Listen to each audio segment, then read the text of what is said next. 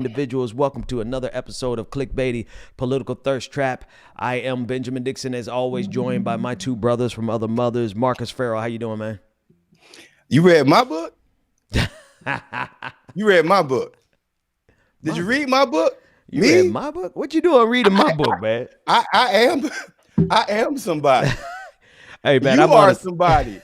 And then he went straight to y'all gotta like and share Clickbaity Political Thirst Trap. So the only time this boy want to advertise Clickbaity is when he gets his book read by Cornell. What you mean the only time, man? I advertise Clickbaity all the damn time, man. Congratulations! The news that I'm following today is that one of the preeminent scholars of our time, if not American history, actually. First, he called me up to be on Clickbaity. Yes, he did. Yes, right. He did. So Dr. West has my phone number, and he says stuff like, "I was thinking about you, brother." And then, on our show yesterday, he, unfortunately for us, but fortunate for him, he said he read Benjamin Dixon's book, and I guarantee you that a Cornell West tattoo is going to be on top of that ball band head. I don't know about a tattoo on my head, but I guarantee you I'm going to talk about that as much as I talk about taking down Michael Bloomberg. I tell you that much. Hey, that's right. Mundell, what's going on with you, man? Good to see you, man. How you feeling this morning? What's up, man? Peace, gentlemen.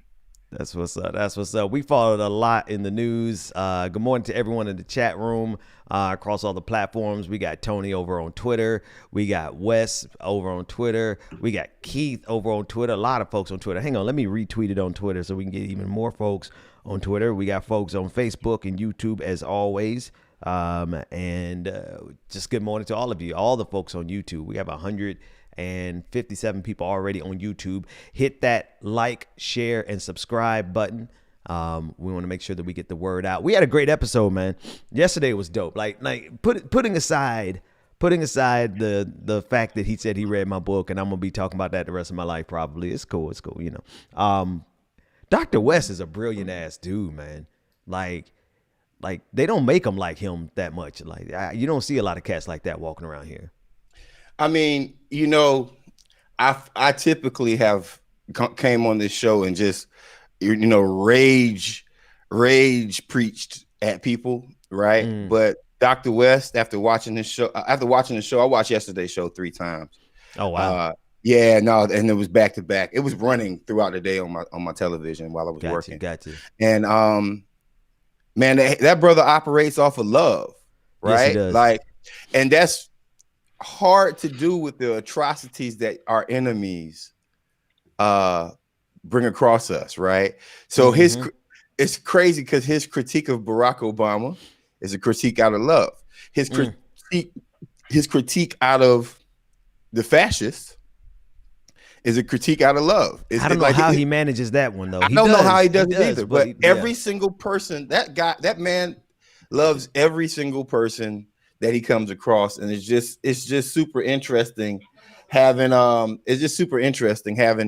I'm going to try to repeat some of that stuff, man. Like, I've been around Dr. West for 6 years now, and I've known him as a friend and a mentor for 6 years, but yesterday might have been the first day where I actually want to emulate, you know, directly emulate some of his words, and maybe even think differently about how I approach the people who I consider enemy, right? The people who I consider trying to do us wrong.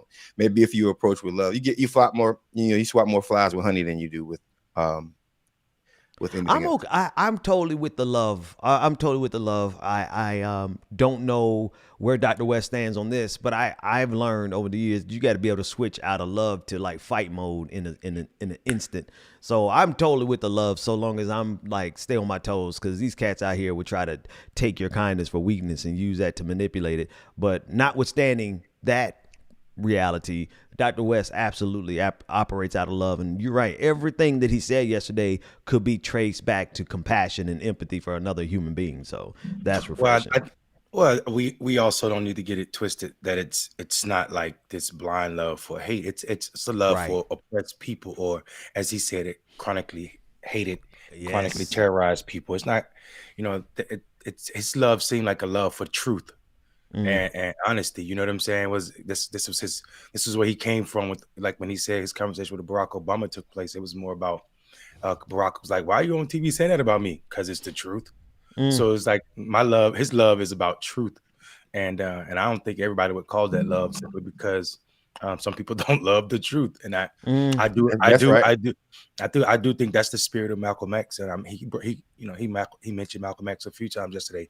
Malcolm X always used to say, "I'm for truth and justice, regardless of who's telling it." So, That's and I think love. I felt like that's the spirit, that his love lays in that space, not Not anybody any else. kind of weak, not in the type of love that they, not the way that white supremacy wants us to define love, which is Yeah, laying right. down and docile to them. Right. Well, Right. it's because our language is so limited. We love our dogs like we love our spouses and our family members, and we love, like, we love our clothes like we love our health, Liberation. our liberation, because we have a limited language. We just say love for all of that, when in actuality, those in the Bible, that's 5 or 6 different words to mean that. You know what I'm saying? They Yep. just combine them one. Well, actually, it's less than 5 or 6. It's 3. But it's Agape, still Philos, and enough. Eros. Exactly. And people think love thy neighbor or love thy enemy and set him on his way mean the same thing as Eros, when it's not. It was just Philos, mean recognize the humanity in your enemy and send their ass on their way. It's not hang out with you. It's not hang out with your enemy and be friends with them. That's not what Right. the Bible said. That's a You know, misunderstanding of it. he also equated black love to so much of the American atrocities, right? Like just having black love was just like having black love, and what black love is and what that actually means to America. That was just strong. It was just very strong, you know. Well, this morning we're watching vaccines, the lack of a stimulus package, and the fact that Congress themselves need to be vaccinated from their stupidity. But I digress. Marcus, what you looking at, man? Yeah, so the federal minimum wage, I mean, the legal minimum wage is still at $5 and however many cents, right? So that hasn't changed for American people, not federal employees, but nationwide guaranteed rate. It's still at $5 years and years after we know that that's not going to be feasible. What I'm looking at is, we have a COVID vaccination that's coming, and Thank God. but I mean, do you really trust this administration to actually get it out to people at a fast pace? Hopefully they do, but and I'm very hopeful for that, right? So we Right. can start a process of herd immunity. Man, our stimulus checks, I guess they're in the works, but shout out to the DC mayor for saying, all right, well, I'm just gonna get my people a stimulus check real quick. So DC has a $1,200 stimulus check coming before everybody else does. Wow. And then the last thing is a friend of the show and our friend, Senator Nina Turner, is considering running for Congress to replace Congresswoman Fudge as she goes on to HUD. And I want to say something about the HUD pick, right? It's like the HUD pick. The HUD pick is like the black people's administrative position, the black and brown people's administrative position, right? Like if you look at past administrations past, and I'm very happy that Marsha Fudge has that role, but I think she would have been better as the agricultural commission, right? Because we need somebody desperately in there that's African American or that understands the plight of black farmers. So I hope that's happening with whoever they picked. But I mean, her replacement is going to be an interesting race. We're going to see if a progressive can actually take a seat that has been kind of black woman led for a while. And I want to. If she does run, I wish her the best. So those are the things that I'm looking at. Yeah. If she runs and she can pull that off, man, which I think she can. Like I don't know which district was Congresswoman Fudge from. I have to find out more about her district, but and how close it is to Nina Turner's stomping ground. I mean, I know Nina's been all over the country, but Cleveland is her stomping ground. She's gonna have some tough work Competition. Oh yeah, I already know another black woman that's gonna run for that seat, or like they're already plotting to run for that seat. It ain't been announced yet, and that district is not a progressive district. That district is not our type of district, but I feel like when we run out loud, when we run as progressives, we might bring more people that don't normally play. So Yeah. I think it'll be cool to see her in Congress, but I also know that there's definitely going to be someone who is extremely connected to the status quo that's going to be running from that seat, This should be and interesting. they're gonna run an interesting race, and like I said, they have all the backings to make uh progressives upset.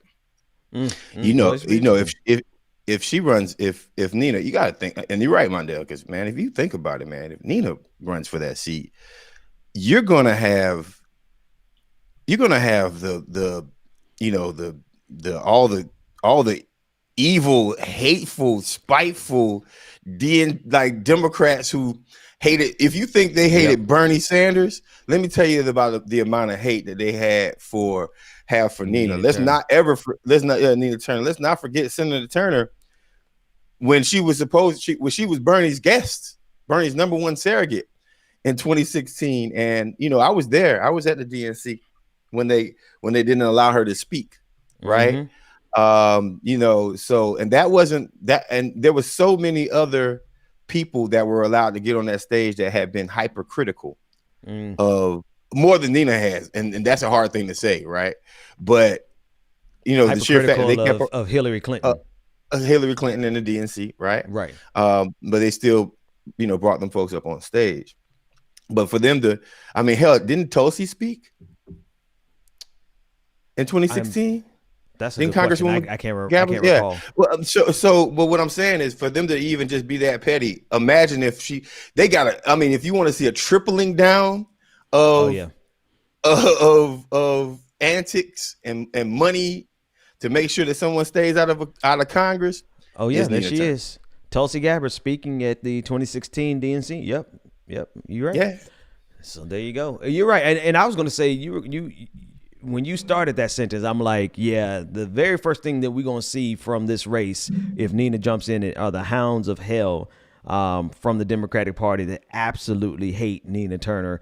Well, in defense of the sister that's thinking about running, I don't think she hates Nina Turner. I think she actually has been serving Ohio, made a conscious decision never to move to DC. She's just super connected. Even when she was working in DC, she just stayed in her home state of Ohio.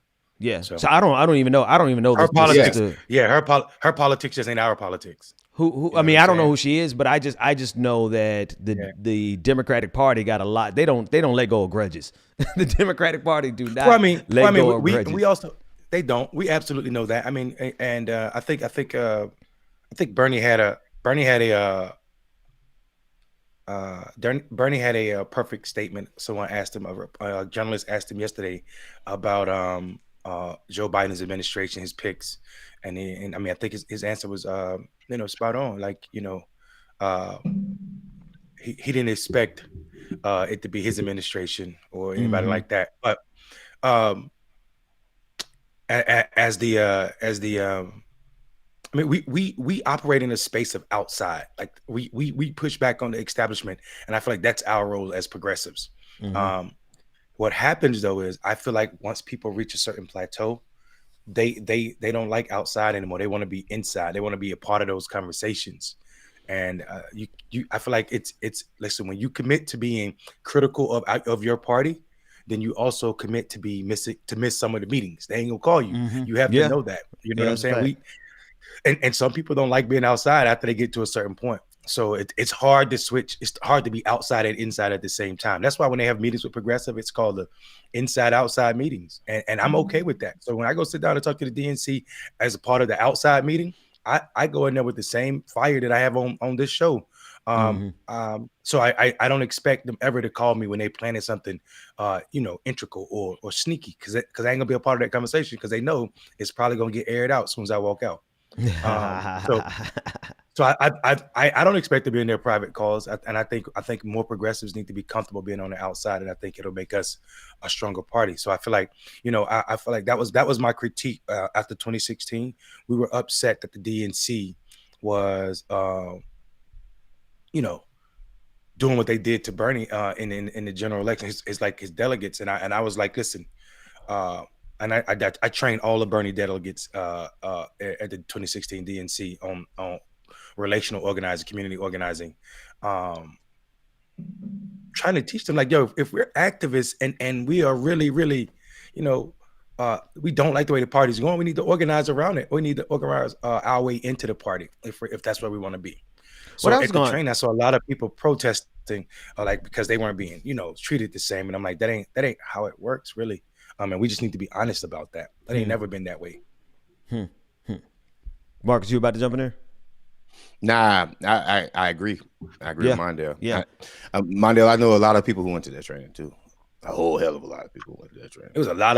I mean, I have never been nervous to train people, but when I saw, a lot of people. I looked out in the audience, and Rosario Dario, and she was sitting out there doing the stuff that she do. I think it's called Witcher or something. I don't know. I don't want to disrespect anybody's. Rosario Dawson. Yeah, her. Yep, she was there. She was sitting out in the audience doing some stuff. I was thinking, are they in the corner having a prayer meeting and they're doing a training? There's a lot going on in that room.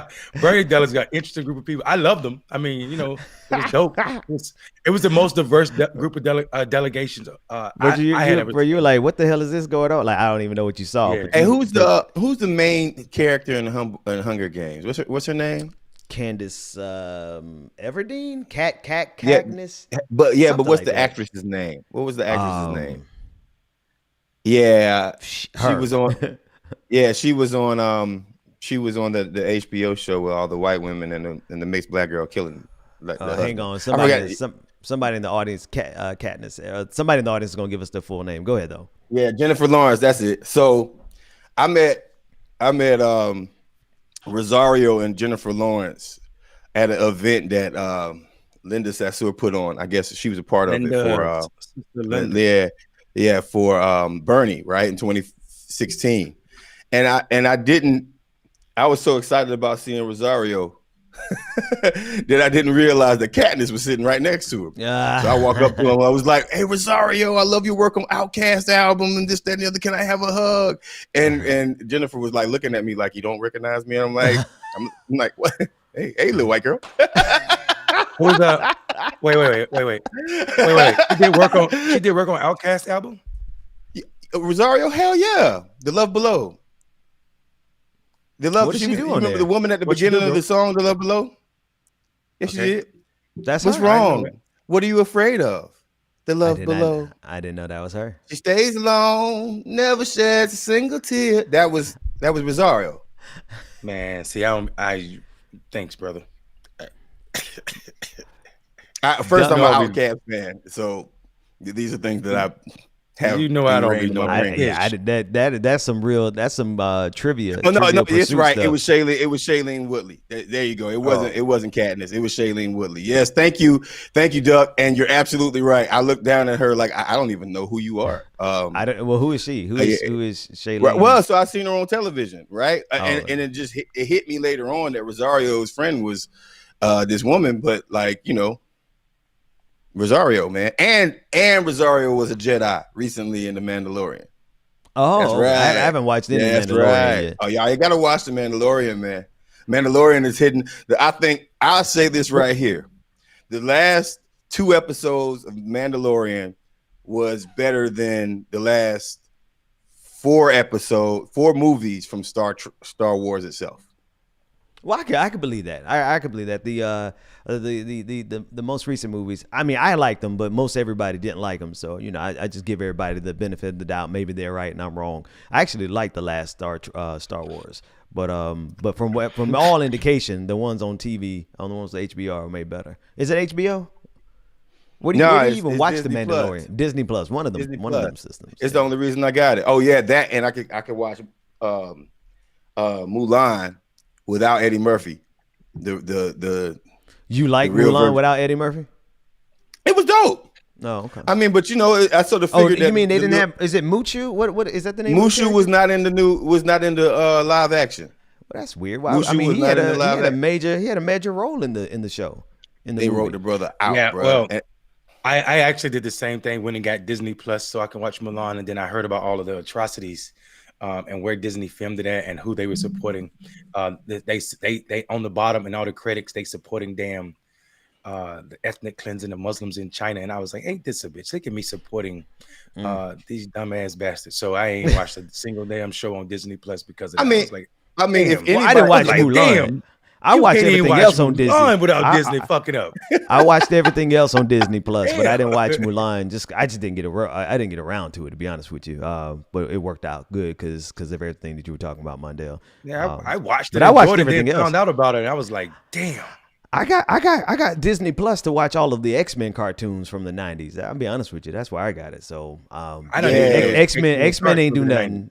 What's that? Wait, I didn't even know there were X-Men cartoons in the 90s. What? The cartoons. What? I mean, you don't wait, pause. Wait, so you don't ever remember the theme song?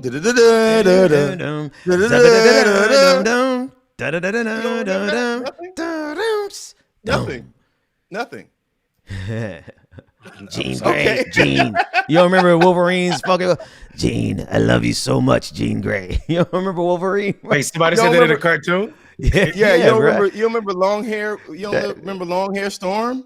Long hair Black Storm that was voiced by who? She was voiced by. Boy, that voice was the voice. That's who they should have got for the movie, not Halle Berry. Like, I love Halle Berry, but she was no Storm. Bro. I'm sorry.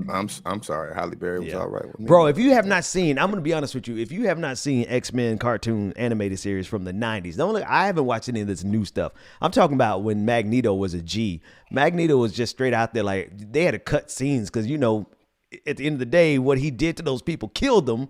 So Magneto was a G even in 92, but they cut the scene and made it, some fake blood or something jump out. But anyway, you gotta watch the old cartoon from the 90s. I watched this video on YouTube about how on G.I. Joe, the whole Cobra team, whatever. What were they called? What was the bad guys? It was the Joes and it was the Cobra Commander. Yeah, but they were called something. They had they come to find out that they were the progressives. Who, Cobras? The Cobras were the ones that were fighting against American imperialism.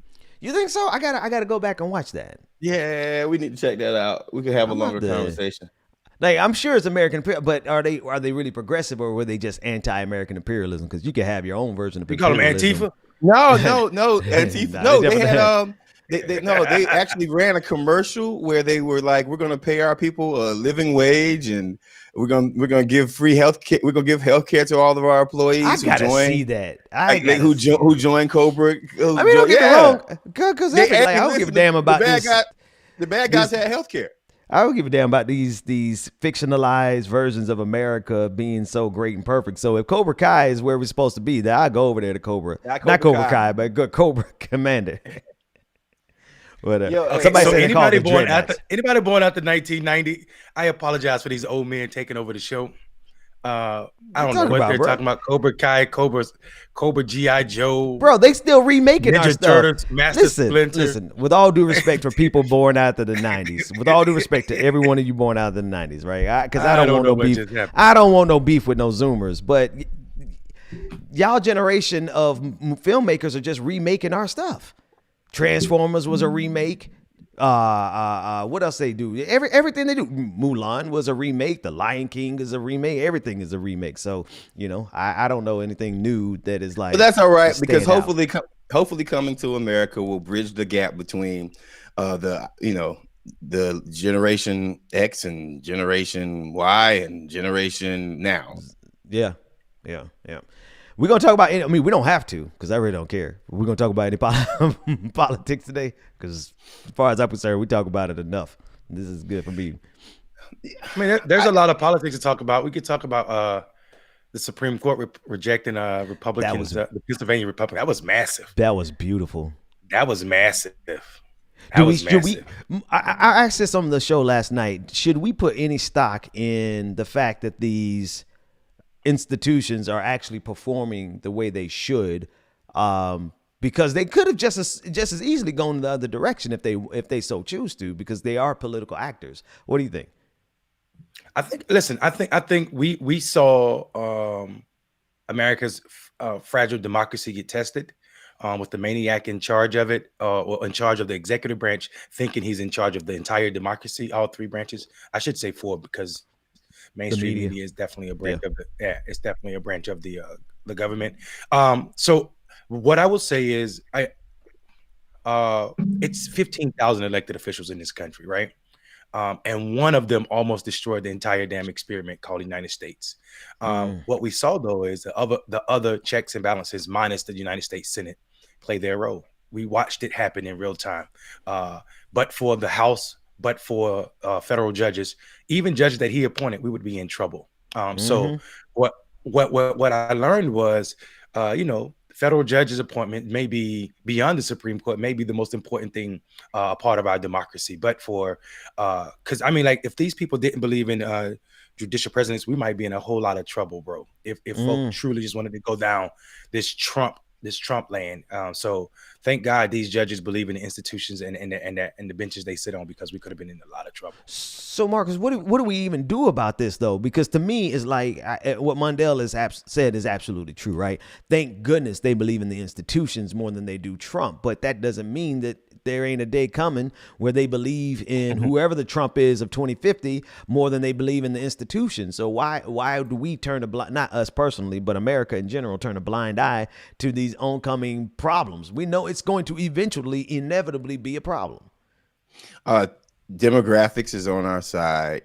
The demographic changes, and also, and for what I'm about to say, and this is this, what we do is we have 4 years to completely bash the Republican Party down to mush. That's what I believe, and down to the point where they have to actually do a hard reset and evaluate what the principles of their party are, because they said they were going to do that in the losses of 2008 or 2000, after the midterm losses. After Mitt Romney lost. They said they were going to do that, but they ended up.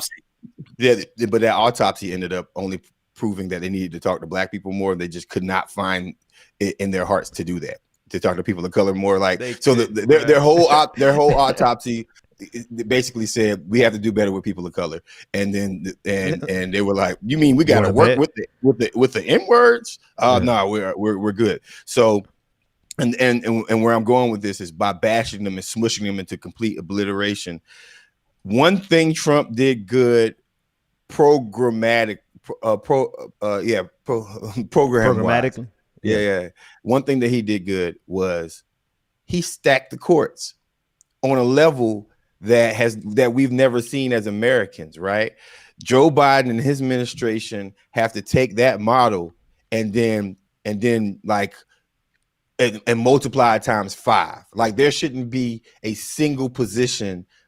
There shouldn't be a single judge position that is left over after 4 years from now, right? Like, we need to make sure that we take the courts and we take them forever, and we also not. And yes, we stack the courts because the precedent has been set, right? What's good for the goose can be good for the gander, also, and then also find people who, at least down the road, younger people who would be a little bit more willing to not accommodate to Wall Street, because Wall Street messes up America in general, right? And both sides of the aisle, like poor people and rich people, Republican and Democrat, Black and white, are slowly starting to look at America, especially after Wall Street got a COVID bailout and the American people have to beg, scratch, the fight just to get $1,200 again, right? So in order for us to win again, we got to win the narrative, and that means you're going to have to fight Wall Street interests when it comes down to things like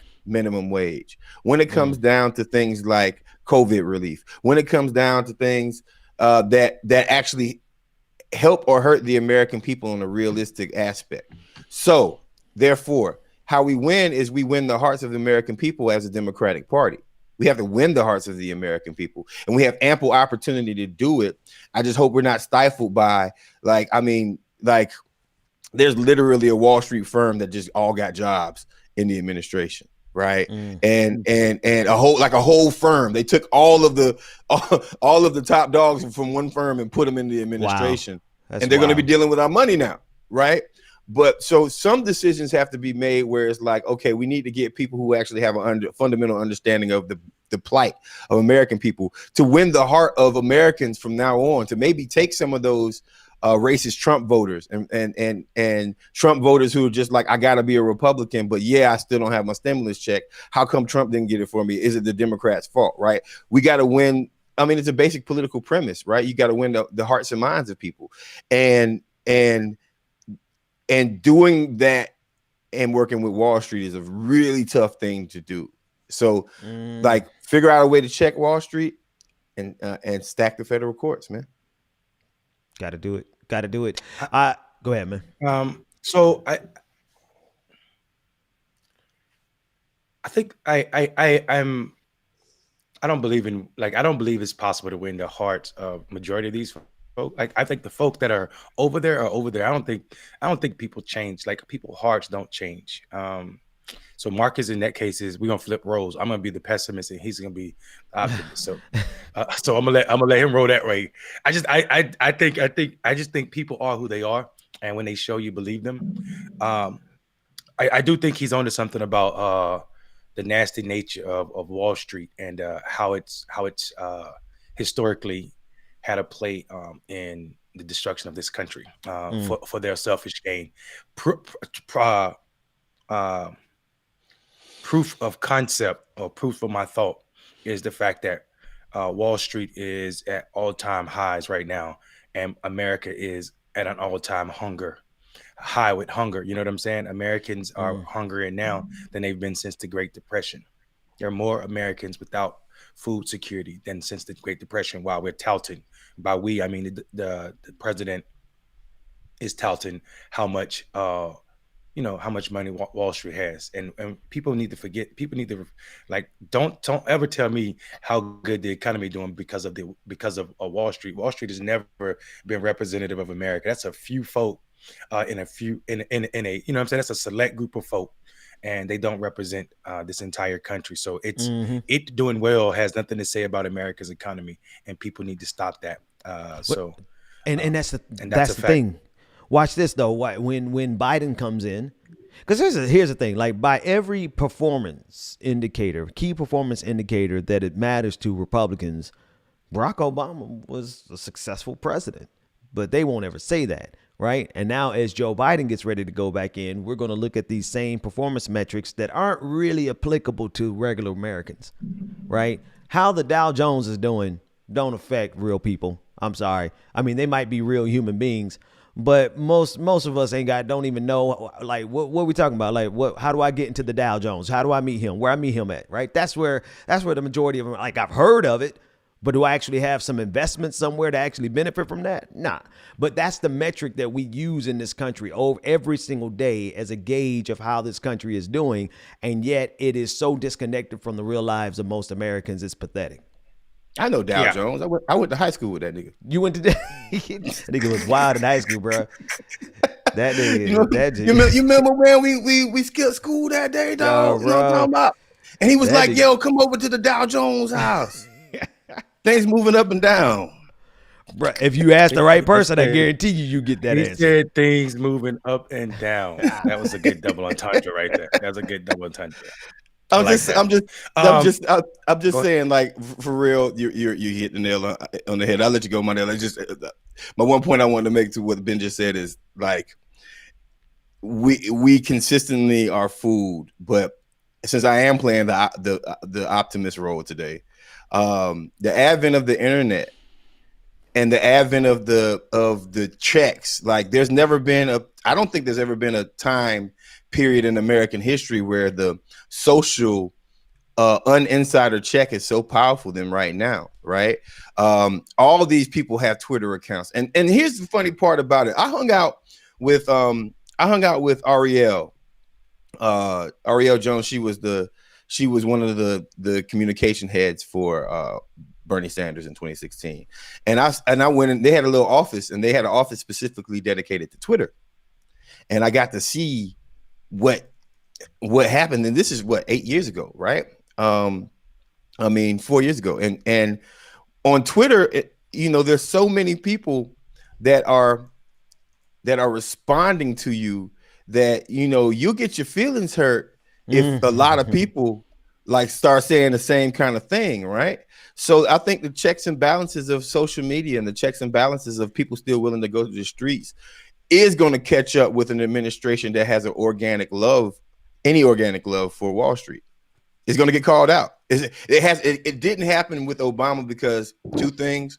I think Obama was black, and I think we were caught up in that luster, right, of surface level things. He didn't get called out the way Barack Obama would not be able to do the same things he did now that he did in 2008. Oh yeah, I already said that. Like Bastard wouldn't even have been elected. He wouldn't even have been elected. And I don't. So I mean, he probably he would have had a closer election for sure. Here's what I would say. I think there's truth to what Marcus is saying. I don't know if it's about winning new people's heart. I think this administration will be held accountable, and the internet, for its good and bad, you know what I'm saying? Yes. The creation of it has done a lot. I tell people all the time, I enjoy how revolutions start on the internet, and people like, if revolutions don't start on the internet, and elder folk they like to criticize these young folk for being on the internet. And I'm trying to tell them, don't forget Arab Spring started on Twitter. So just remember that. You got did they even know what Arab Spring is? They probably don't even know. And these ain't even like old people. These people our age. Is that where we're going for spring break? Right. So here's what I would say, Marcus. I definitely agree with you that there will be some serious consequences for an administration that kowtows to Wall Street, and I think part of it is we got to admit it. I think the demographics, the leading demographics in this country now, as pertains to voting, are younger than my generation, which is Generation X. So you got millennials and a generation behind them, and these folk are moving in a different way. And Mondale, am I the only millennial on the show? No. Pause. I'm on the cusp. I'm 79, so it's depending on who you ask. They haven't officially defined it because boomers hate us, but they hate y'all that much more. They don't even want to define it. People who were born from 1977 to 1982 are their own generation. All right, I'm gonna repeat. Okay. From what now? People who were born from the year of 1977 to 1982, right? Are their own generation. I like to call them zillennials. Yeah, no, follow me. I follow check you. This out. When we were in high school, unlike the generation before us, there were cell phones in high school. We went to high school. When we went to high, yes, there were cell phones when we went to high school, right? Yeah, but you had to be pretty rich to get. You had to be pretty rich to get one. Check this out though. Check this out. There were cell phones, right? They were the flip phones, the fucking flip phones. That was there. The advent of the internet came around when we were in college. Right. So we started communicating faster. It was garbage, but here's the thing: we did. We had access to communicate with each other at a very fast pace. Why? We had beepers, right? Yeah. Right. So what I'm saying is, they call us Xennials. I think you meant that's what you were talking about, Marcus. Would you call it Xennials? I said because they're already Generation Z. They're already we're because I'm just saying because X there's no way in hell right. there's no way in hell that I can compare the people who I went to high school with right now. There is a stark comparison to them and the people who went to high school the 4 years before us, right? They think like Generation X. Like they think like okay. I mean, yeah. They don't think like the people who the people who. So you're saying you don't think like people our age don't 79 to 83 don't think like the Xers who was raised and securely raised by baby boomers, and we definitely don't think like the millennials. Right? No, we don't. Like what I'm saying is like if you're 44 and under, right, you have more of a chance of being a progressive.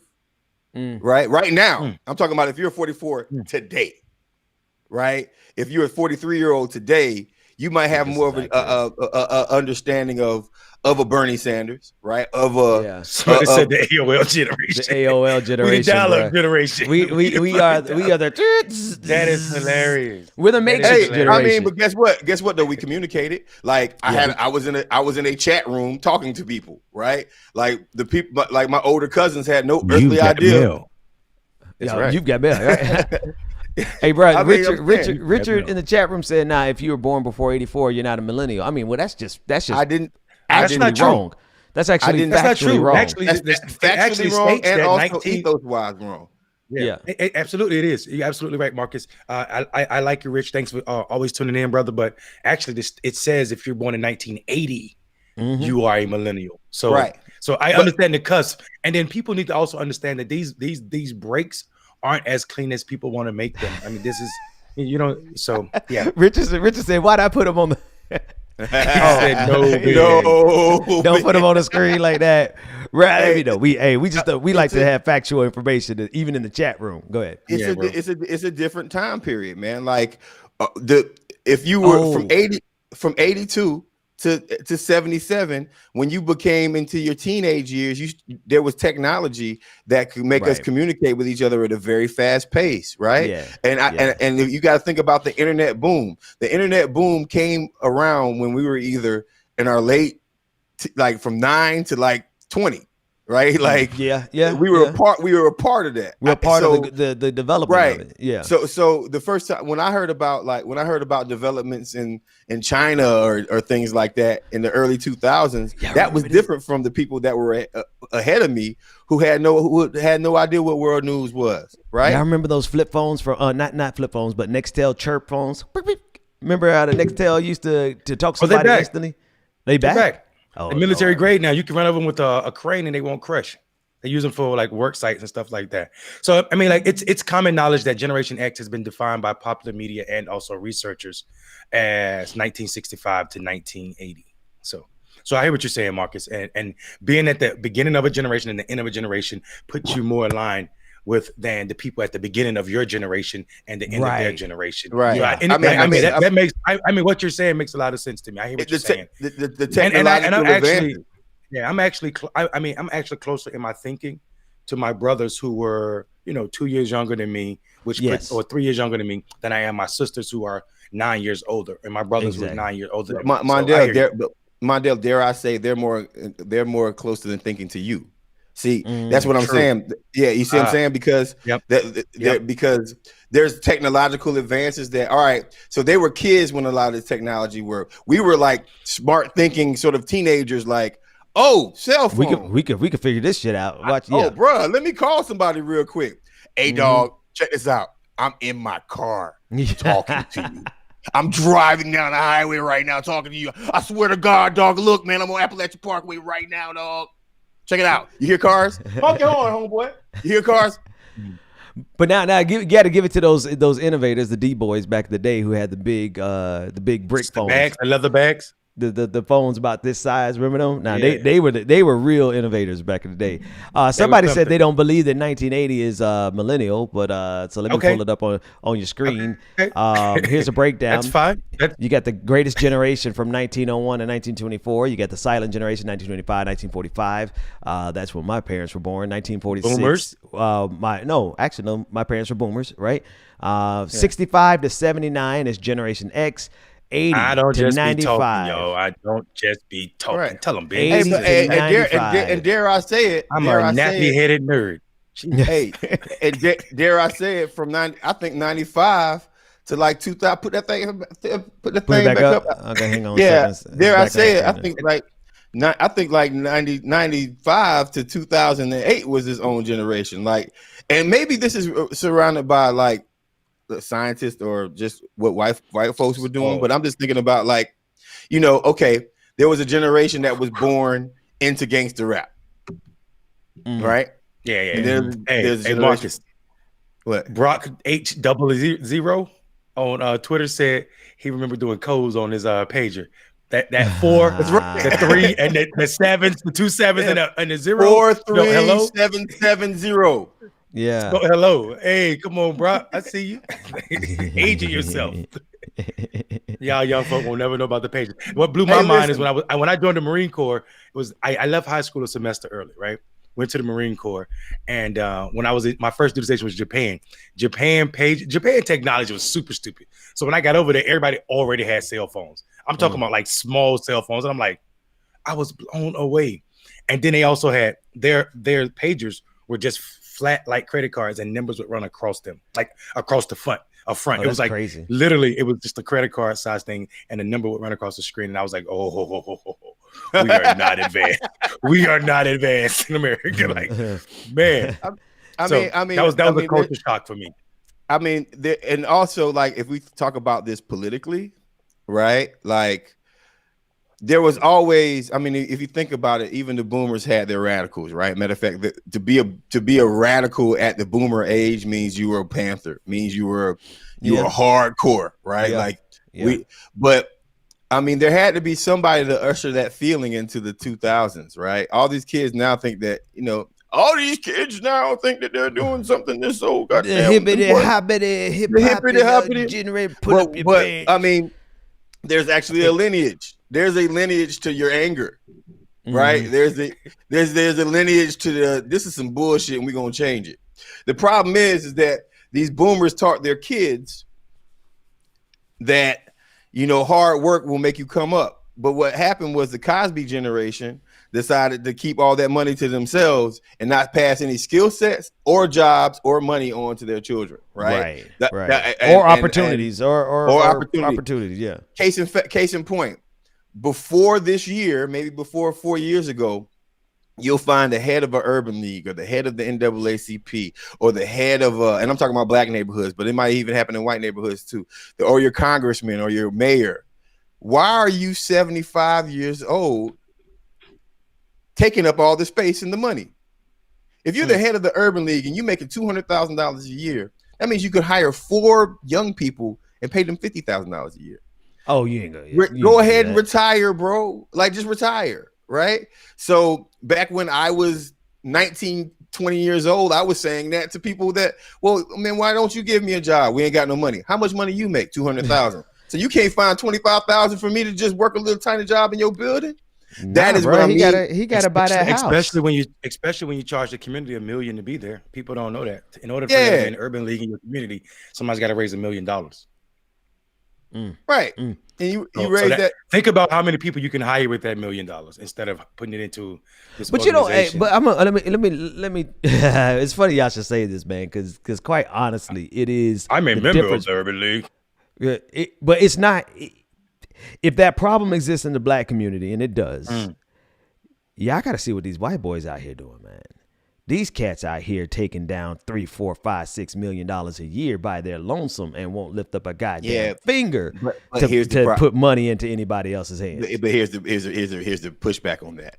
They also have kids that they teach their game to. Not saying that we don't teach our game to our children, but like white folks have historically been able to prepare their kids for the same amount of and that's what whiteness is, right? In comparison to in our neighborhoods. And I'm not talking about every neighborhood, and I'm also not talking about every white person, right? But in our neighborhoods, our leaders, when they get a seat at the table, they are very reluctant to ever add seats to the table or give up their seat to the table, right? Joy, let me just answer this question real quick. Joy said millions, question mark. Absolutely millions. This is no hyperbole. In my space, in their space, in every space. Oh yeah, these boys out here raking in that cash. Go ahead, Mark. I think she was talking about billions. I think that's why she was saying millions. I felt like she was talking about billions because I mean, below, right? Yeah, did I say? I think she was. No, you said millions, but I think she was saying it's billions. Oh, she's saying it's way more than millions. Okay. No. So now to be sure, now we ain't talking about Jeff Bezos and them, right? We talking about your regular cat that you can meet on social media right now and go talk to, right? Your regular socialist, for that matter, right? You can talk to your progressive. Yeah. I think the difference though, Ben, is to use the words of Dr. Cornel West, white people do that knowing that they're not chronically hated, chronically terrorized. You know what I'm saying? a white person not giving a hand up for a white person is fine, because if even if you got a felony conviction, you're still gonna get a job 6 times more likely than a black person. You know what I'm saying? So you can it's almost like, oh, we just got a foot race going on here with white people, whereas with black people, especially when we're talking about what Marcus is talking about, these gatekeepers who become old dusty velvet cloths sitting at chairs. They're problematic in that they hold the entire community and back. And because they will drop they'll drop $100,000, $200,000, $300,000 to their kids and to their proteges, and to they got those kind of resources to do so. So I mean, you're right, Marcus. You're right. Yeah, go ahead, Mondo. I was just gonna go ahead, Marcus, because I was just gonna say that one of our viewers put something in our chat that I thought was in Facebook that was pretty dope. But go ahead, Marcus. Yeah, so I'm just a real brief story about Tallahassee, Florida, right? Like my hometown. My mom, went from poverty to having a PhD, right? So there was a lot of transitions during that time period, being a mother raising a single child. And Tallahassee, just like many other cities across America, especially in the South, has a black caste system. Has a black caste system where either you are a part of a certain group of people who have a certain stock, make a certain amount of money. In Tallahassee's case, it was you need to be a tenured professor at Florida A&M University, or you make more money, or the white governor assigned you to some position because it's Tallahassee, right? Or you live, and they all lived in a certain neighborhood at the time. And we talk about the Jack and Jills of the world all the time. We talk about the bourgeoisie organizations and stuff like that. And I didn't have a really good understanding of it until high school. And basically what I'll say is, like, a lot of these people didn't accept my mother, therefore they expected nothing out of me. Right. And a lot of these people, some of these people might be watching right now. Some of them might not. Right. But yeah, right. But they would look at me because I was from I was raised by a single mother and we lived in a certain area the whole time, not realizing that I'm grinding. My mom is grinding, about to get her PhD, her master's, and this, that, and the other. So we don't have to stay in the same place, but that's how they looked at you. So I'm gonna tell you something. So I would get treated a certain way by a certain segment of these Negroes. Whenever I would come home, when I was in the military, when I moved to different cities. But let me tell you, when I became the Black Outreach Director for Bernie Sanders, you all of a sudden was a star, huh? Oh, hey, where you came to town and you didn't call me? Yep. I didn't even know you had I had your phone number, bro. Bro, this goes back to what Cornel West was saying yesterday. Like, you could be a black person and be successful, right? Or you could be a black person and be great, because greatness is in our blood. Greatness is a requirement, because you got to be great to survive white supremacy, just to survive it, right? Let alone thrive in it. So there's a natural propensity for black folks to have that survival mechanism, the ability to do like Mary McLeod Bethune and then take 20 cents and turn it into a whole damn university, right? Like, we do that impossible thing. And so what I feel you saying, though, is that when people stifle their growth by being so impressed by the trappings of capitalism, they're successful. Congratulations. But you're not great, because you stopped yourself there when there's so many more things that we know to do on top of this system, above and beyond what capitalism says, above and beyond what white supremacy says, above and beyond what the Democratic Party says. So yeah, you could be successful as a black person, and that's what they saw when you became the outreach director, right? But wait till you start stepping over into that greatness and start stepping on their toes, because our greatness requires that we step on their toes. They're not interested in great people, though. They're not interested in greatness. Those people are only their money. They're only interested in success, because greatness won't get you into the boule. You need to be successful. They want your credit score. They want your wife credit score. They want to know your lineage. They want to know who white hired your grandmother. You know what I'm saying? How good is your hair? You ain't just getting the boule for being great. I mean, great Malcolm X would have never been in the boule. You have to be successful to be in the boule, right? So it's all about success. That is, so it might as well be a form of, let's just call it what it is, a black country club with a fake social aspect to it. So I said, I just want to point out that I'm great right now. I felt as I was saying it, I'm like, maybe we're great, right? We are great right now. We definitely goddamn challenge the system. God damn it. You know what I mean? And guess what? Just because I didn't have Barack Obama on my show, but I had Cornel West, that's because I like him more. There's no space for Barack Obama on this show, because he would bring all of his minions over here, and we'd just be arguing with the audience all day. And he'll be like, his soft spokenness is not welcome over here. I mean, like, it truly will get crushed. I can out soft spoken him though. Like I can out soft spoken him and lead him right. But lead him right. See, I ain't got to raise my voice. I will soft spoken and lead him right into his own conclusion. I would lead Barack Obama to some self reflection that he was the black face of white supremacy. So that's why he couldn't come. I mean, all you have to do is read his new book, right, Marcus? That's it. Yeah, made me a nihilist. And I like, it's weird. I like the dude. He's all right. We ain't got our pictures. We ain't got our books up today, but I got mine. The Purpose of Power, Alicia. That's what's up. That's love. I got mine. Yeah. So, y'all didn't know black people read, did you? Especially not black men, huh? We do. But you want to talk about that article you sent me? Yeah, let's do, because I think people are surprised. Like, I appreciate. I think your name is Daniqua. I don't know how to say it. Daniqua. And said, talking about Georgia counties cutting back on voting sites ahead of the Senate runoff. Right. To the world, this may be new. This is normal. This is normal. Every time we turn out, they found a way to close Saturdays. They found a way to end or shorten hours. There are counties right now that will have no early voting because they try to say they don't have staff. People don't know this. Part of the CARES Act was designated for the elections for these counties. People don't know that a significant portion of that money about that. was right. Was supposed to go to these people. And also, furthermore, they were supposed to have, according to Donald Trump's Department of Homeland Security, said for every 15,000 voters, there should be one drop box. Meaning there should be a place for people to drop off their ballots without having to go to anybody's poll. So if we had drop boxes in 159 counties, y'all don't know that Georgia got a lot of damn counties. A whole lot. A whole lot. And that too is racist, if you go back to the history of it.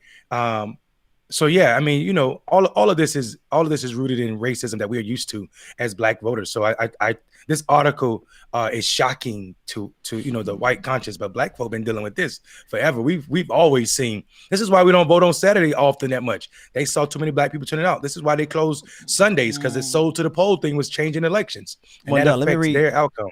Let me read the highlights of this article real quick. Cobb County will have 5 early voting locations instead of 11.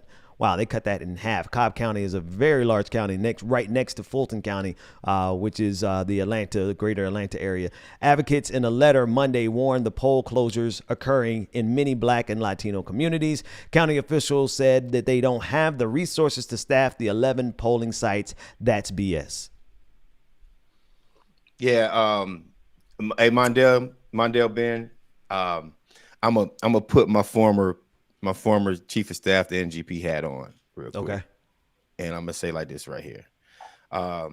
Every time they do it, there is a organizational push from people on the ground to take all the best lawyers in the nation that are not bought and sold by corporations and fly them down to Atlanta and have them work have them fight these cases, right? And I'm talking when I say the big dogs, I mean like they hire the best possible lawyers that they can possibly get that know election law in America, and they've been working. So I want to give folks hope because they work diligently, man, to protect democracy at a consistent basis.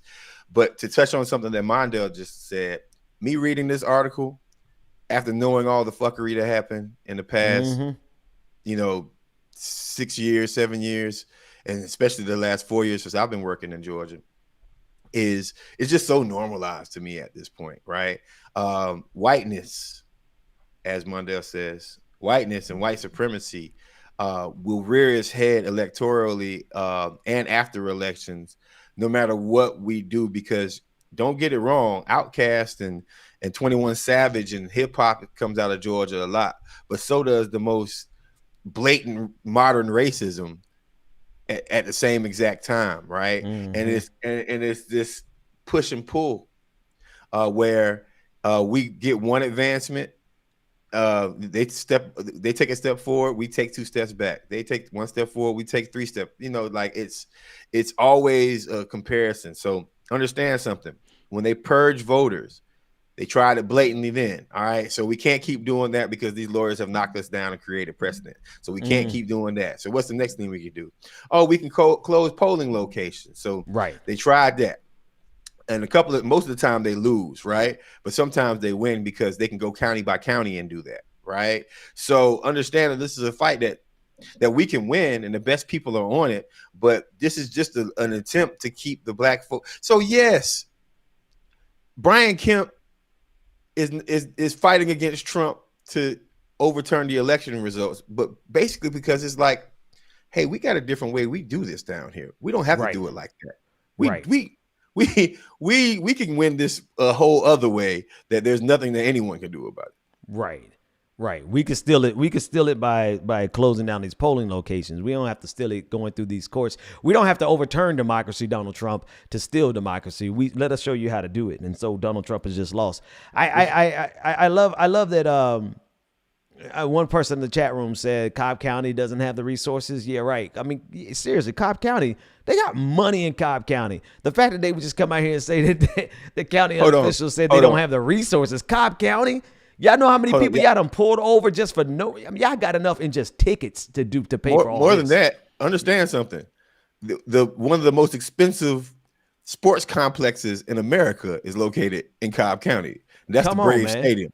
The Braves Stadium. Yep. The stadium is in Cobb County, surrounded by some of the most luxurious apartments and retail stores in this state. So yeah, miss me with your little Gucci shoes. They got plenty. But now here's the other side. I got to look at the full demo. I guess they're closing the drop-off locations, the early voting locations, specifically in black and brown communities, because Cobb County is extremely non-black and non-brown. Like it's compared to Fulton County. I mean, they're closing in some counties. There are no early voting locations, bro. Like, so I mean, people, so people forget, like the Beltway, absolutely, the metro area and right outside of it.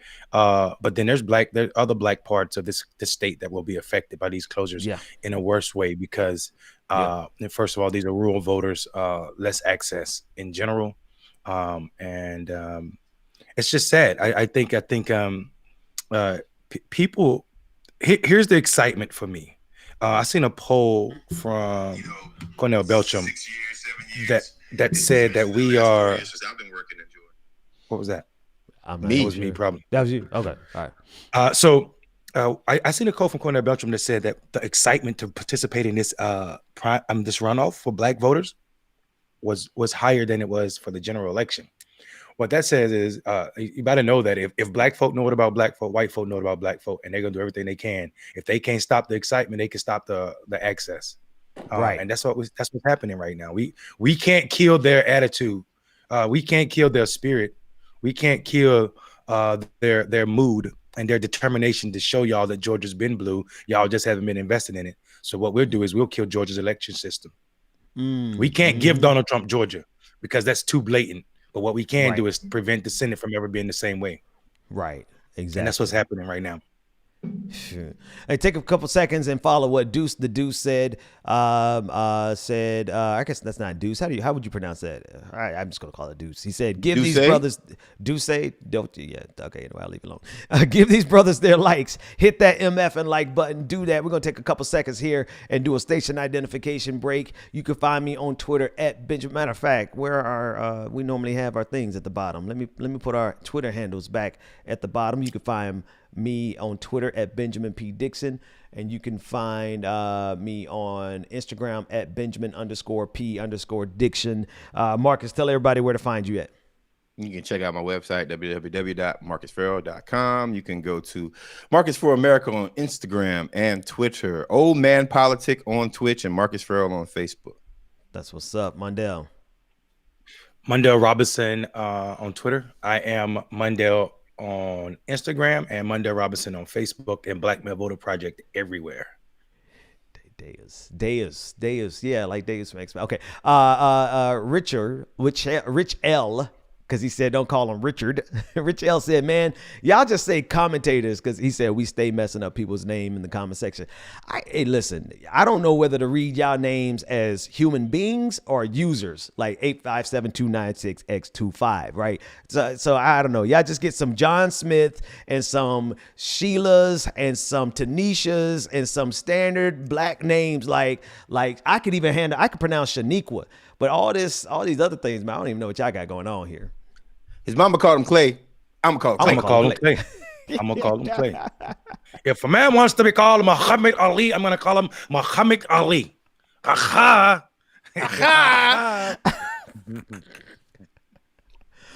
Bro, hey, we should do an episode of us just watching Harlem Nights and Coming to America, bro.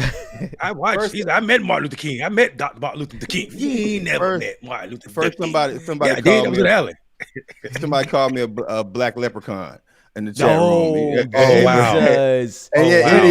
And I'm 15% Irish, but I'm Jesus, that too. That episode. But I'm gonna clown myself real quick, bro. That episode. Just say you're a Celtics fan, man. This is Florida A&M. I'm putting this thing on like it's an NBA draft. It's the Florida tell them what the A&M stand for. Don't even say A&M. Tell them, bro.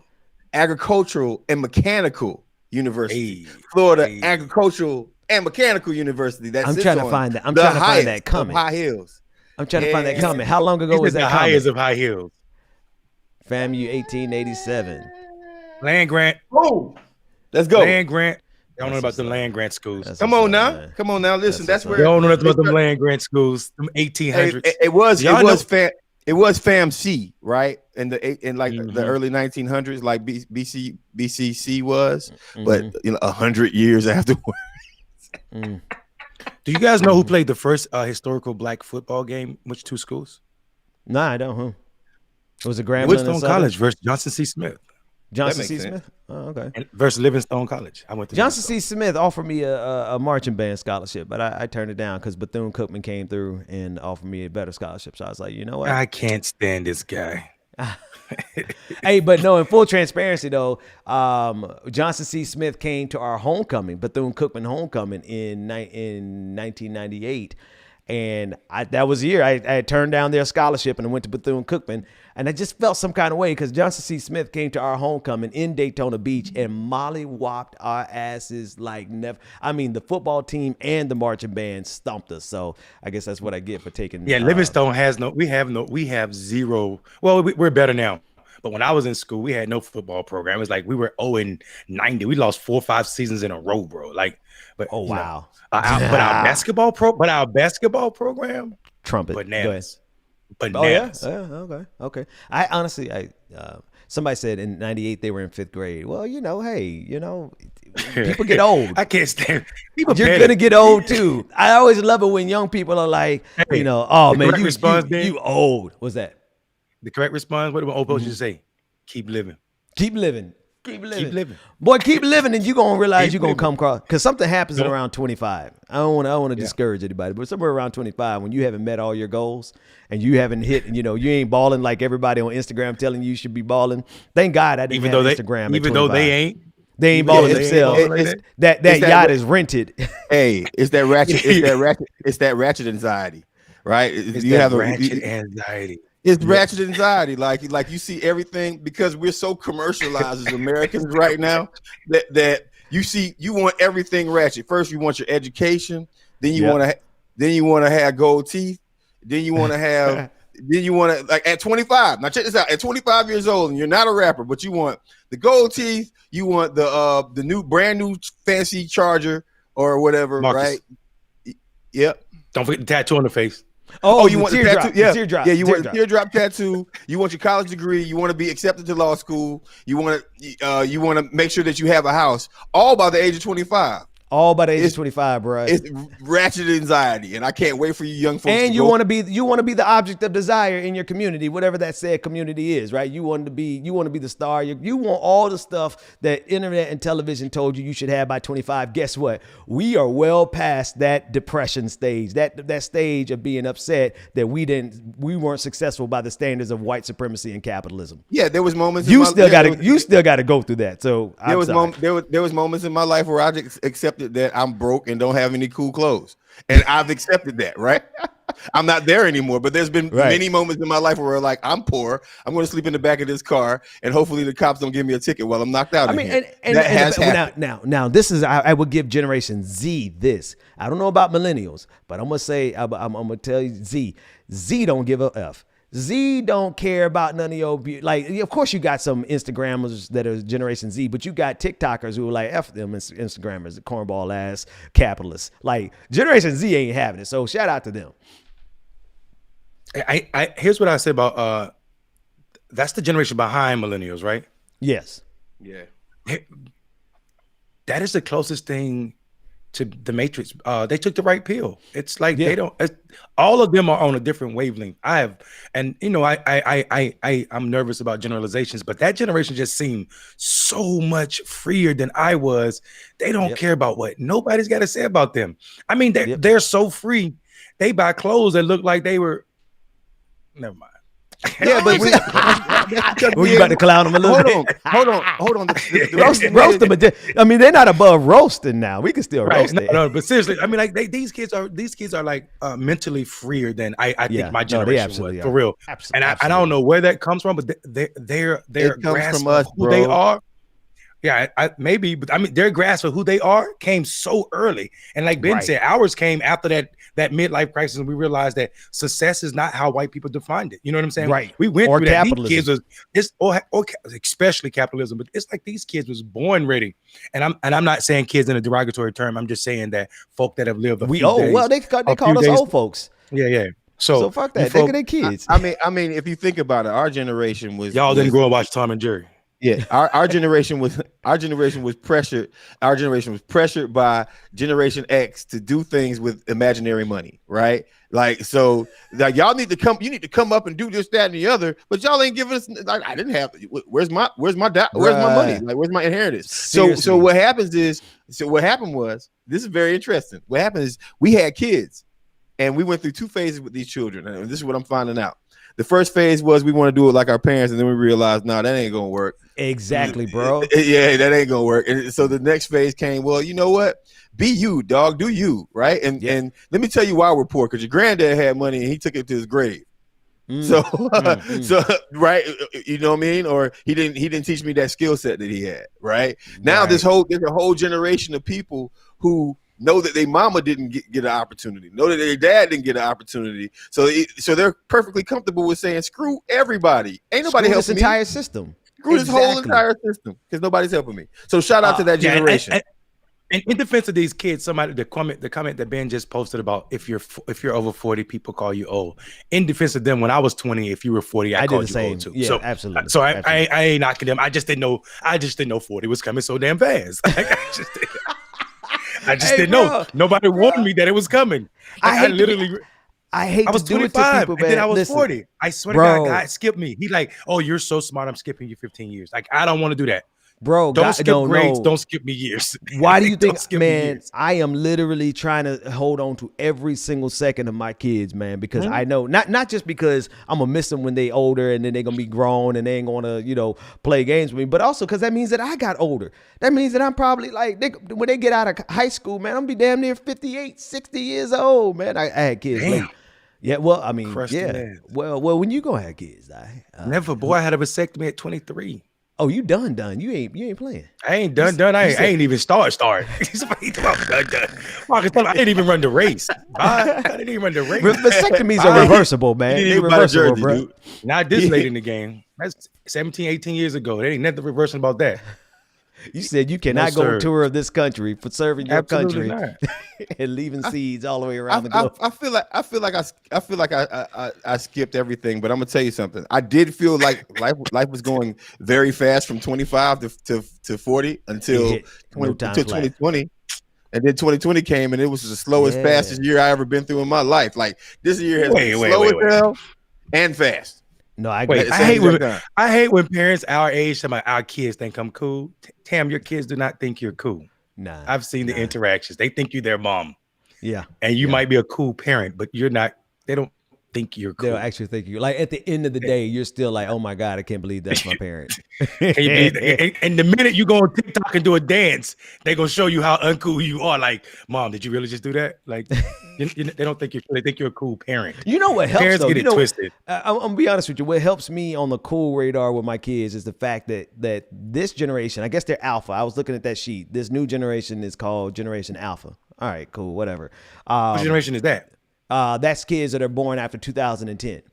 So all of my kids, Generation Alpha, and they are YouTube. They are influencer generation. Like my kids are growing up holding devices, and this ain't because of me. They just holding devices, looking at them. Device won't even be on, bro. The device won't even be on because I ain't giving them no phones for real. They be looking at the phones talking about, okay, guys, this is what we're gonna do today. Blah blah blah blah. Like influencers speak. And so what makes me a little bit cool in my kids' eyes is the fact that all of their favorite people in the world are on YouTube, and then they can find my show on YouTube as well. So other than that, I'm still just their cornball ass dad who like to dance around the house and embarrass them. So, hey, listen, Clickbaity Political Thirst Trap has gotten inboxes before from very young people. Right? Mm-hmm. Very young people, 18-year-olds, 17-year-olds that say, I don't like politics, but I watch this show and it's making me like politics more. Right? So, I mean, it's going to be a big statement, but maybe we are the show.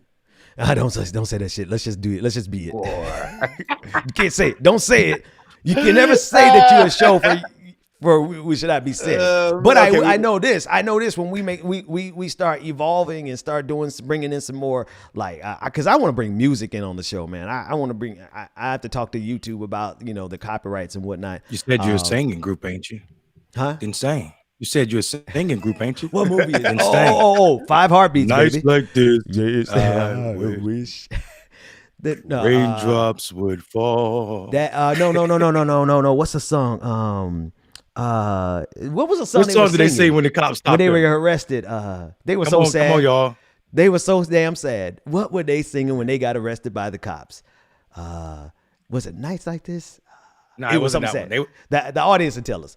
Is there a heart in the house? No, it wasn't the heart in the house tonight. That was it wasn't that one. What was the God Dog song? Somebody in the audience. If we don't have somebody in the house that understands this song and this movie, I can't believe Nights Like This. Oh, it was Night Like This. Yeah. No, nothing it was but Nights love. Like This. I got nothing but love for you, baby. I got nothing but love for you, babe. But that scene is like it's classic. We laughing, it's classic and also real. And I think that scene shows up in so many black movies where black people are being harassed by cops. Bro, and I think people forget that. Go ahead. No, I won't say because that scene literally reminds me of the scene from Friday where they were being accosted by keep your hands on the hood and watch your tone. Exact same scene, except this time white supremacy was being executed on behalf of black men. Yeah. Well, I mean, so we also know that it's not about the individuals in those blue uniforms, right, or gray uniforms, depending on which level of cops stop you. It's about the institution, which is historically, chronically hating and terrorizing black people. Stygian Stilettos says, I have no idea what the hell they're talking about. We're talking about 5 Heartbeats. We're talking about the 2 movies, the 5 Heartbeats, and we're talking about Friday. 5 Heartbeats. Go ahead. All I know is if we break up, I'm probably going to be Eddie Kane trying to get back with y'all. Nights like this. Come on, Eddie Kane. Nah, you going to be red. Good for old Eddie Kane. He red. He going to be red, bro. He going to be red. He gonna be hanging niggas out the roof like saying, "Where my money? Where my super chat?" My office hours are. Hey, my office hours are. Red trying to tell that man don't talk to her. Hey. He did push it one step too far, though, right? Red had the man hit by a dump truck. You do got you got to admit the man went one step too far. Red tried to warn him, man. You got to listen to a man when he said he don't want to be fucked around. It was a Christmas party too, wasn't it? It was like you don't mess with a man at a party, bro. He trying to enjoy himself. He was just trying to kick it. Like my office hours are. If you have not seen 5 Heartbeats, may I say, listen, here's the thing. For you to be properly prepared for Clickbaity Political Thirst Trap, you just need to watch every black movie that ever came out. We really need you to, especially those with strong male characters, i.e. Yeah. The Wood, great movie. the 5 Heartbeats. You know what I'm saying? Way down Boys in the in the Jungle Hood. Deep. Boys in the Hood, You can't just watch Boys in the Hood. You gotta watch Boys in the Hood. Then you have to watch Don't Be a Menace in the Hood while drinking your juice. No, Don't Be a Menace in the Hood. Why? Something to society. Okay, anyway, but you're right. Yeah. Way down in the jungle deep. A monkey step on the signified lion's feet. Oh, Eddie Murphy did great in that movie. He did. But the original was even better. Dolomite is original for sure, but the just watching Eddie Murphy do Dolomite and not try to like steal his accent or try to do it. It wasn't Eddie King. It was Eddie Kane, wasn't it? It was Eddie Kane. It was Eddie Kane. Not Eddie King. Nick, you about to get in trouble, buddy. It's Eddie Kane. Yeah, don't be coming in trying to correct us. Eddie King is my cousin. Like I got a cousin named Eddie King, but we know Eddie Kane. Minister Society. You can't forget Minister Society. What other movie you got to watch? You got to obviously anything with Eddie Last Murphy. Dragon. Unfortunately, you got to watch all the barbershops. All the barbershops. 1, 2, and Last Dragon. Right? All the Fridays. All the Fridays. You have to watch Last Dragon. You know who did Last Dragon? What's your Motown. Motown, right? Yeah. I didn't know. Yeah. Speaking of Motown, you got to do the Wiz because we might drop some Wiz in this thing just for a GP. What else would you drop in there? Do we need to make like a pamphlet, a movie list? We need to make a movie list. Well, more movie and a book list. We got to make a music list too. A music list. We got to make a sloganeering list. I got the best slogan there ever. What's that? Nigga, please.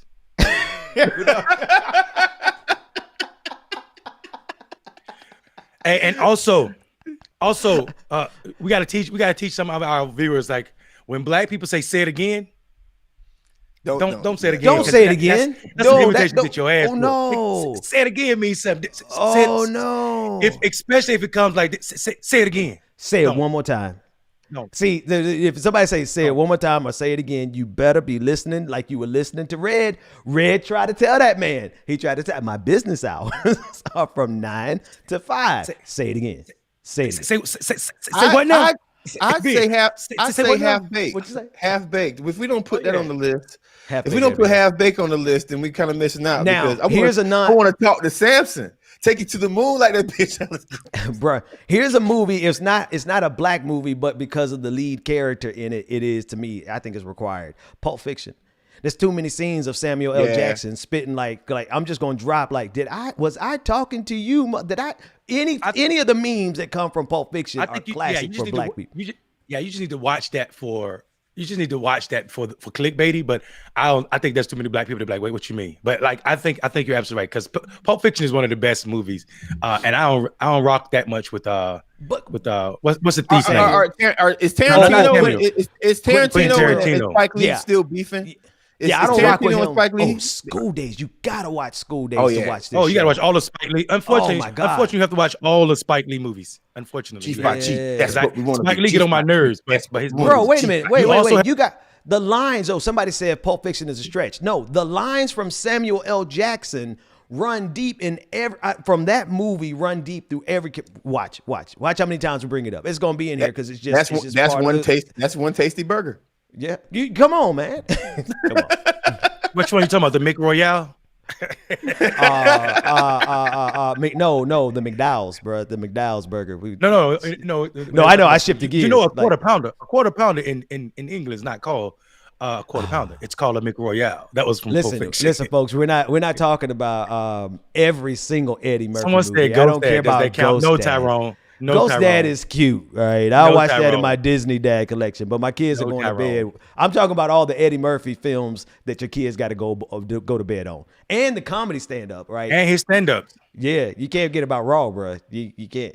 You got to think about anything with Richard Pryor. Got to be on everything the with list. Richard Pryor. Everything with Richard Pryor. Busting loose. Oh, even the Saturday night episode with him and what's the dude name? The comedian, the white comedian. They kept going back about nigga and honky. What was that? Y'all don't remember the episode? They thought the show was gonna get canceled after that episode. Oh yes. You talking about Richard Pryor, right? Richard Pryor. Yes. White comedian. That was a real scene. Blazing Saddles. That's Blazing Saddle I think that's a cultish movie that I like Blazing Saddle, but I think the sheriff is a bong. The sheriff is a bong. I think. Listen, we forgot a good movie that you got to watch. It ain't. It's a black movie, but it ain't. There's a couple things. Color Purple. You got to watch. Yes. You also got to watch. There's some TV shows you got to watch. You got to watch The Cosby Show. You got to watch. You got to watch Fresh Prince. You got to watch.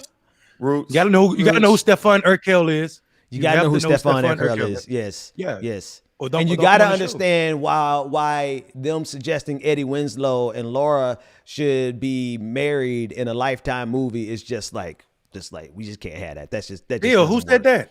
There's a whole Lifetime movie coming out with them being a married couple, but they stopped it because everybody exactly. So you got to have culture, bro. This is what?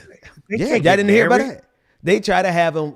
They try to have the actors get married in an upcoming Lifetime Christmas movie, and it didn't work out. Yeah, Coach Carter is good.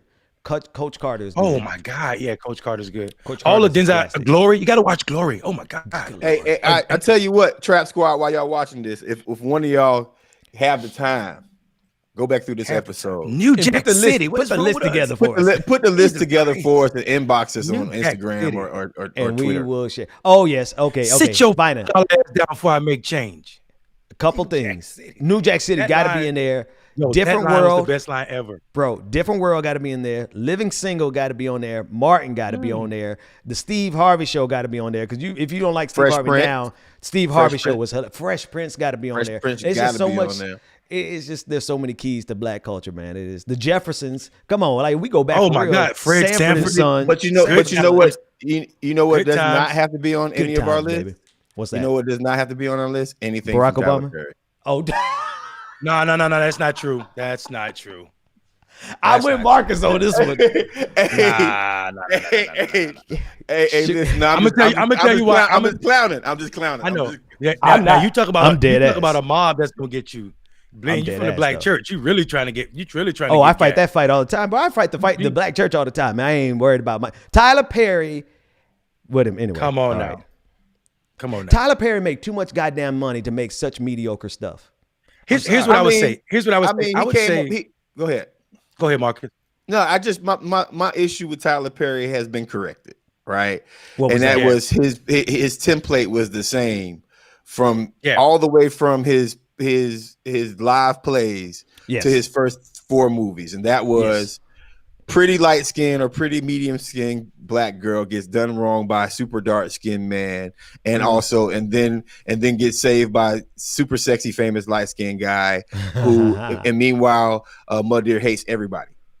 Yeah. So I mean there's some we have to admit that there's some truth to that context, and Tyler Perry I think there's a value in Tyler Perry. I do hate the fact that the Boondocks. I do hate the fact that he thinks he's so selfish and caught up in being successful that he has no writers. He has he writes he write all of his things, and I think that is just a missed opportunity with so much talent being here in Atlanta. So much money. And I mean, and he is responsible for a lot of millionaires. I also heard that he doesn't. His people aren't unionized, so I'm a little concerned about that. But so I think him writing everything shows a selfish side of him that is absolutely disgusting, and also it tampers down his critique. My critique of Spike Lee for critiquing him, because that makes no sense at all to me. That is definitely taking your genius to the grave, Marcus. What Marcus was talking about earlier. It's the perfect example. And that is problematic.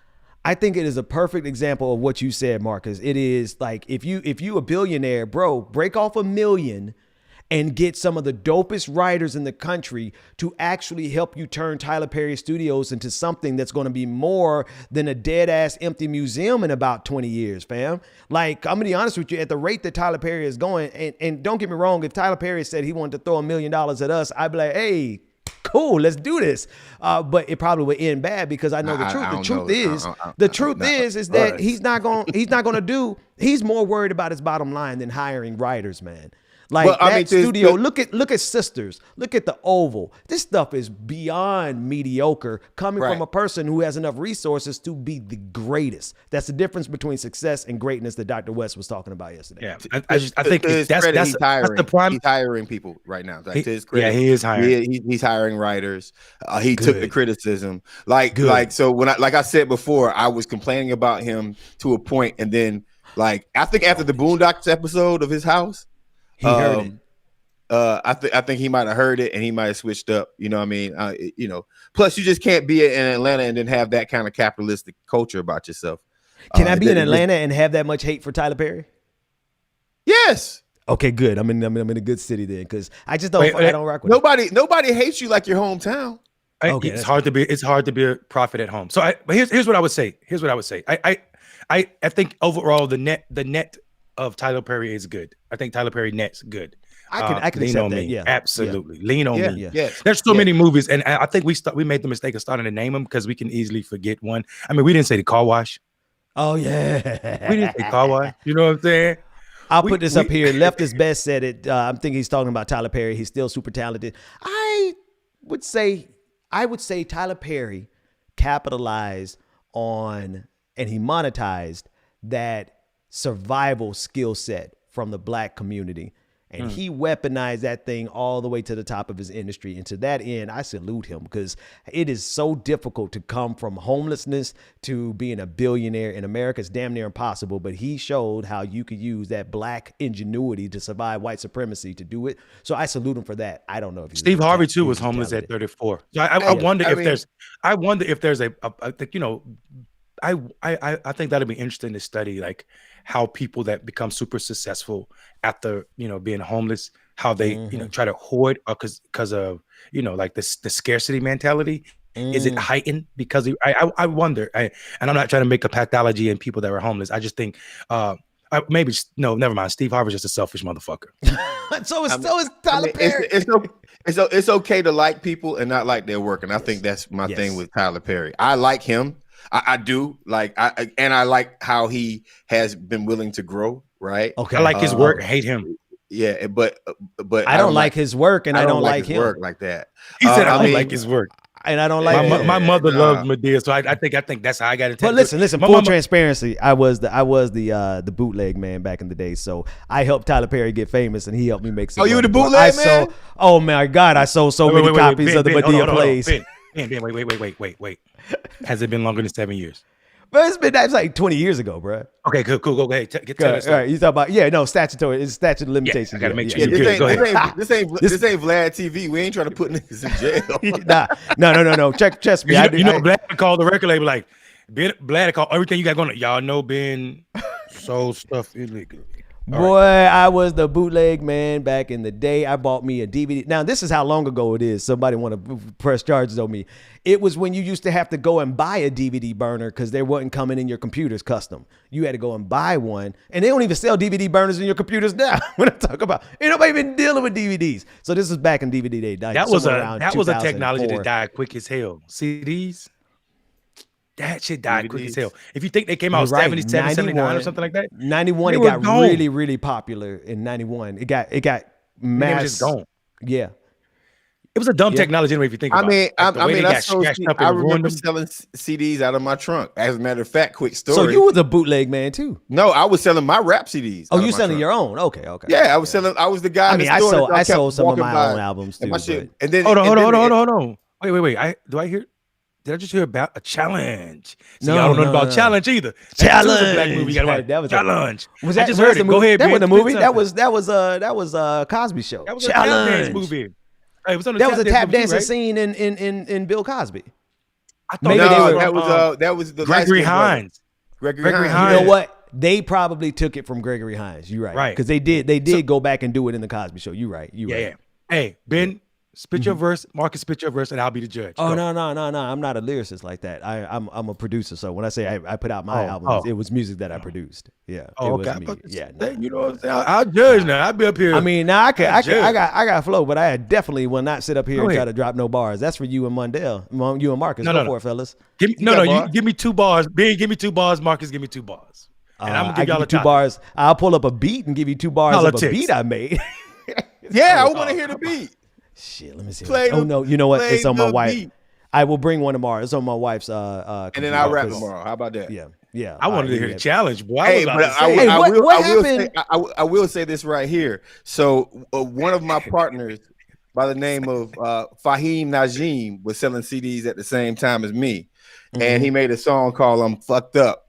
Somebody said, "Hey, somebody said you like Marcus." Somebody said you like I'm hip to dip the ladies pimp. Somebody said. That's a good one.